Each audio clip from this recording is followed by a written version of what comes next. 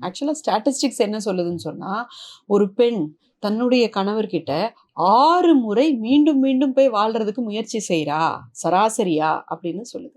அதில் தப்பில்லை, சரிதான். ஏன்னா நம்ம வந்து இவ்வளோ ஒரு மோசமான கலாச்சாரம், ஆணாதிக்கம், ஒரு சமமற்ற சொத்து, அது இதுன்னு 1000 பிரச்சனைகளை நம்ம சமுதாயத்தில் வச்சுருக்கிறோம். அந்த அத்தனையும் அந்த 2 கப்புலேயே உட்காந்து சால்வ் பண்ணணும் அப்படின்னு நம்ம எதிர்பார்க்கறது ரொம்ப அநியாயம். அவங்களால முடிஞ்ச அளவுக்கு அவங்க ஏதோ கோப்ப பண்ணி வாழ ட்ரை பண்ணுறாங்களா, திரும்ப திரும்ப அந்த கணவரோட வாழ ட்ரை பண்ணுறாங்களா, தயவு செஞ்சு அதுக்கு ஒத்துழைங்க. வாழணும்னு ட்ரை பண்ணாலும் நீங்கள் ஒத்துழைங்க. இல்லை நான் வந்துடுறேன் திருப்பின்னு சொன்னாலும், திரும்ப அப்பா அம்மா வீட்டுக்கு வந்தாலும் தயவு செஞ்சு கூப்பிட்டு வச்சுக்கோங்க.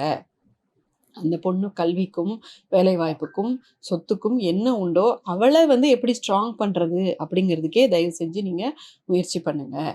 தயவு செஞ்சு வந்து அந்த பொண்ணை நீ திருப்பி இங்கே வந்துடாத அப்படின்னு சொல்லவே சொல்லாதீங்க. அவள் மீண்டும் வந்த பிறகும் அவங்க திரும்பி போயிட்டு வராங்கன்னு சொன்னால் இதுதான் உனக்கு வேலை அப்படின்னு மனசை காயப்படுத்துகிற மாதிரி தயவு செஞ்சு பேசாதீங்க.